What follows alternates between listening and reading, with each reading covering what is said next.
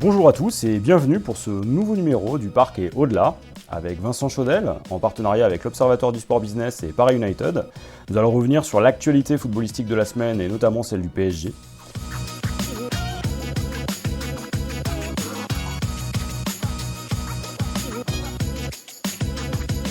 Aujourd'hui, on sait que la date de la reprise de la Ligue 1 a été fixée au 23 août. On sait aussi que les coupes vont avoir lieu avant, donc ce seront des matchs de reprise pour le PSG. Alors deux dates circulent selon le Parisien. La finale de la Coupe de la Ligue contre Lyon aurait lieu le 1er août et la finale de la Coupe de France aurait lieu le 8, donc une semaine plus tard, face à Saint-Etienne. Cette question des dates, elle est importante pour plusieurs raisons. La première, c'est que la question des dates aujourd'hui n'est pas réglée. On est en attente de la décision de l'UEFA, qui va se réunir le 17 juin et qui va fixer le calendrier de la Ligue des Champions. Or, Lyon, vraisemblablement, est concerné et l'une des dates fixées pourrait être celle de son 8e de finale retour contre la Juve. Donc ça, c'est une première interrogation. La deuxième interrogation, et là elle nous concerne plus directement nous Parisiens, c'est la question de l'état de notre effectif. Du point de vue physique et sanitaire, est-ce que les joueurs seront en capacité de faire face à des matchs de haut niveau ? Ça, c'est la première interrogation. La deuxième, c'est de savoir avec quel effectif on va disputer ces deux finales, puisque les contrats des joueurs, en tout cas pour certains d'entre eux, sont à terme. Et donc la question c'est de savoir si on va pouvoir jouer ces deux finales avec notre effectif actuel ou au contraire un effectif déjà remanié. Donc ça c'est une interrogation de poids.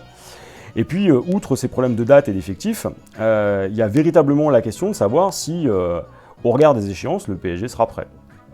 Faut pas oublier que ça représente deux trophées, des trophées qui sont importants, qui ont une valeur symbolique et qui, pour Thomas Tuchel, sont des trophées à conquérir. Et puis ce serait quand même le meilleur moyen de relancer notre saison, une saison particulière, qui nous a vu devenir champion de France, finalement, en dehors du terrain. Donc en attendant que la reprise de la Ligue des Champions soit définitive et actée, on attend énormément de ces deux Coupes de France et de la Ligue. La reprise de la compétition par les finales pose plusieurs problèmes. Déjà, le niveau de forme du PSG, de Lyon, de Saint-Etienne va être très important, surtout pour PSG et pour Lyon, parce que ce sont nos clubs qui sont engagés encore en Coupe d'Europe et peuvent encore marquer des points à l'indice UEFA. Mais comme la position du Premier ministre fait qu'on ne peut pas jouer de match officiel et de match tout court pour l'instant jusque début août en France, il faudra certainement que ces équipes aillent se préparer en dehors de France. Donc ça veut dire un stage de préparation, mais ça peut se faire à peu près n'importe où. Mais c'est aussi avoir des équipes, des adversaires pour faire des matchs amicaux. Parce qu'ils ne peuvent pas repartir directement avec une finale de Coupe de France et une finale de la Coupe de la Ligue. L'autre sujet, ça va être de savoir effectivement les dates des compétitions européennes, notamment si l'UEFA ne fait pas des quarts, demi avec des matchs aller-retour, mais un Final 8. Donc là, il faudra bien voir cela. Et il faudra être prêt parce que nos concurrents, eux, le seront. Ils auront déjà pris et donc ils seront compétitifs à ce niveau-là. Puis dernier point, effectivement, le point de l'effectif. Avec le mercato qui va s'enclencher, il va y avoir des mouvements. Est-ce qu'il y aura Icardi ou Cavani ou pas, ou ni l'un ni l'autre ? Est-ce qu'il y aura encore Thiago Silva ou d'autres joueurs ? Évidemment que ça va impacter sur la performance de l'équipe, ça va impacter aussi sur la cohésion et sur la capacité à tout de suite retrouver ses automatismes. Autant de sujets donc il va falloir suivre avec une grande attention.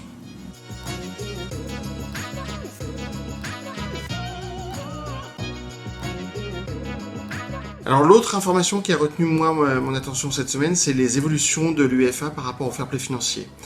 Évidemment, en période de crise, très difficile de rester intransigeant sur ces critères, un peu comme la Commission européenne va avoir du mal à tenir et à accepter d'ailleurs de lâcher le 3% de déficit. Et donc pour les clubs, le passage serait de moins 30 millions à moins 60 millions, ce qui pourrait déjà être un grand soulagement pour l'Olympique de Marseille par exemple. Au-delà de cela, il y a aussi le sujet de mettre en place ce qu'on appelle une luxury tax, c'est-à-dire imposer une taxe au club selon les montants de transfert ou les salaires proposés, ce qui permettrait de financer et d'accompagner des clubs dans le mécanisme du fair play financier. C'est une piste que beaucoup imaginent, mais qui, à mon avis, va avoir du mal à se mettre en place de par le manque d'homogénéité de la fiscalité en Europe. Donc très compliqué à faire. En tout cas, on voit bien que le fair play financier, qui est un outil qui a vocation à réduire les déficits et surtout à éviter les faillites des clubs, il a été très important avant. Il va être très difficile de le tenir de façon ferme pendant cette crise, mais il va très vite revenir parce que c'est effectivement un garde-fou. Par contre, il ne faut pas en faire l'unique outil, il va falloir accompagner d'autres mesures. Alors pour reprendre ce que disait justement Vincent, c'est vrai qu'à l'occasion de la crise du coronavirus, on a vu le rôle que jouait l'UEFA et ses propositions pour finalement faire face à la crise économique qui se profile. La question de la luxury tax, elle est intéressante, hein, tout comme celle finalement d'un plafond financier, en tout cas d'une plus forte régulation. Cette régulation, elle aurait plusieurs mérites.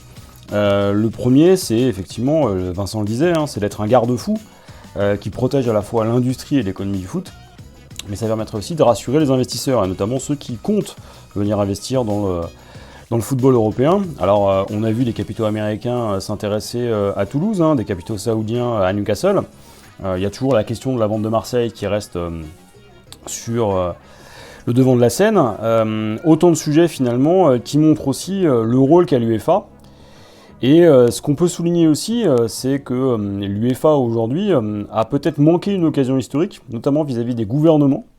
Elle aurait pu avoir un discours à haut niveau, en tout cas au niveau des pays membres de l'UE, ce qu'elle n'a pas fait. Ce qui explique qu'on a eu des calendriers qui étaient propres à chaque État. Finalement, l'UEFA a connu et a rencontré les mêmes problèmes que l'Union européenne, l'incapacité à coordonner une reprise et une organisation du football à l'échelle finalement de l'ensemble de ses membres. Mais c'est là où finalement il y a peut-être quelque chose de positif à ressortir de cette crise, c'est que l'UEFA a pris conscience qu'il fallait réguler davantage, elle est en train d'y travailler, et ce qu'on voit c'est que dans cette bataille finalement pour l'avenir du foot européen, peut-être que tous les problèmes et toutes les problématiques qu'on a rencontrées là seront l'occasion de se sortir plus fort. Alors évidemment, il y a la bataille avec la FIFA hein, et la volonté pour la FIFA de faire rentrer l'UEFA dans le rang, mais peut-être que l'après-Covid sera l'occasion pour justement la Fédération européenne de trouver d'autres solutions et de favoriser finalement les investissements extérieurs en limitant aussi les pertes et les déficits. Et ça, c'est peut-être l'avenir du fair play financier qui est en train de s'écrire aujourd'hui, avec peut-être, alors certains l'espèrent, d'autres y croient, la perspective de ligues peut-être encore plus fermées, mais cette fois l'américaine, avec des objectifs qui sont très différents de ceux qu'on connaît aujourd'hui. En tout cas, ce qui est intéressant avec ce sujet-là, c'est que c'est l'avenir du football qu'on est en train de vivre, et la place qu'aura l'Europe au sein de ce football internationalisé.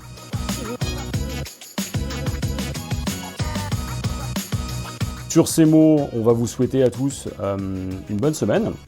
On va vous donner rendez-vous bientôt pour le prochain numéro du Parc et au-delà.